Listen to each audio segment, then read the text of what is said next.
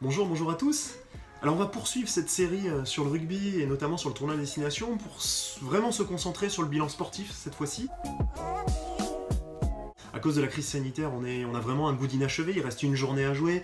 Cette journée risque d'être jouée en octobre ou en novembre, donc il n'y a pas la même dynamique, on n'est pas sur la même saison, mais pourtant il va peut-être bien falloir le terminer. Déjà la première chose, c'est ce délice d'avoir battu les Anglais à domicile, c'était plus arrivé depuis un moment, donc ça effectivement ça confère une certaine réussite au tournoi. Et deuxième chose, c'est la première fois depuis des années que l'équipe de France, que le 15 de France à la télé fait une audience incroyable. De tête, c'est 5,7 millions de téléspectateurs qui ont regardé France-Angleterre, donc le crunch, meilleur score télé et au niveau des audiences depuis 2014 pour un France-Angleterre. Donc ça montre à nouveau un certain engouement pour le tournoi, qui se traduit tout simplement par...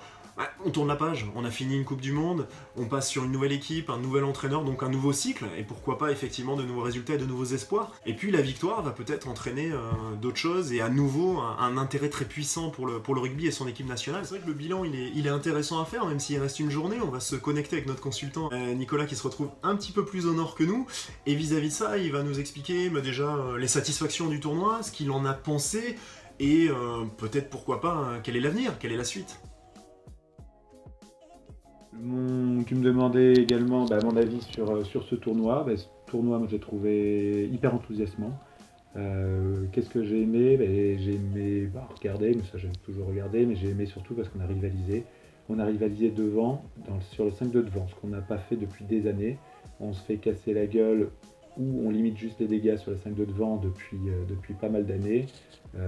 À part cette année, pose-toi la question, est-ce que tu préfères dans un match avoir le 5-2 devant des finalistes du top 14 ou le 5-2 devant de l'équipe de France? Et depuis 10 ans, tu prenais le 5-2 devant des finalistes du top 14. Et trouve un autre pays où tu as un club, tu ne vas pas prendre leur équipe nationale.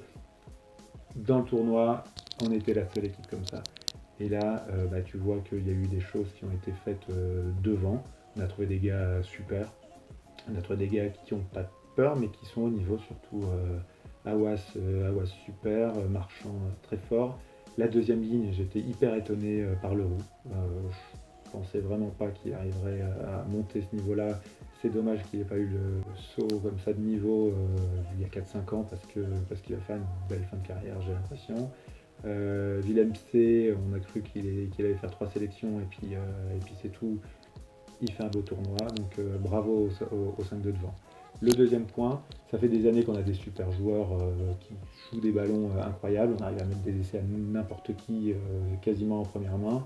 Mais ça c'est sympa quand tu fais le barbecue de fin d'année du club. C'est sympa quand tu es en match de saison et que plus personne ne joue rien. Mais sur le haut niveau international, on était les seuls des 10 premières nations à pas trier nos ballons. Donc on a joué des ballons, oui, on a marqué des essais à n'importe qui, mais on a pris des contres tout le temps.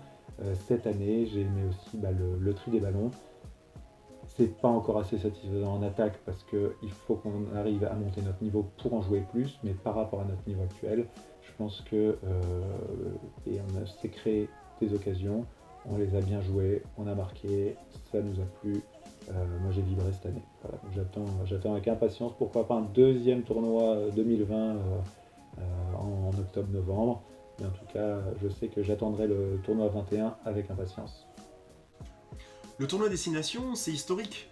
Le tournoi destination, c'est traditionnel. En fait, le rugby est encore plus que d'autres sports très lié à la saisonnalité. On parle notamment dans des chansons célèbres du fait que quand revient septembre, il y a ce côté, voilà, le ventre se noue, on reprend un petit peu le chemin des terrains, le camphre dans le vestiaire. Le printemps, l'été sont bons les phases finales, et l'hiver, généralement, la compétition phare de l'hiver, c'est le tournoi destination. On est au chaud devant sa télé à la maison ou au stade avec l'écharpe, et ça, c'est des souvenirs pour ceux qui sont avec leurs parents, qui ont grandi avec le tournoi destination. Ce sont des odeurs, il y a une véritable émotion et une véritable expérience liée à ça. Et je vous dis à très bientôt pour de nouvelles vidéos. Pierre étroit et de grands bancs de bois, l'odeur d'huile camphrée, le bruit sec des crampons sonnant sur le béton, ça peut pas s'oublier. Tu te mets le maillot, t'es tout neuf, t'es tout beau, qui sait si tu as peur? Un regard, quelques mots, le rugby ça tient chaud, le dimanche à 15 heures. Si tu n'as jamais joué, comment peux-tu comprendre? Connais le cœur qui bat lorsque revient septembre. Si tu n'as jamais joué,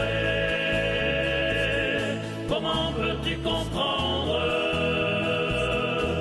Connais le cœur qui bat lorsque revient septembre.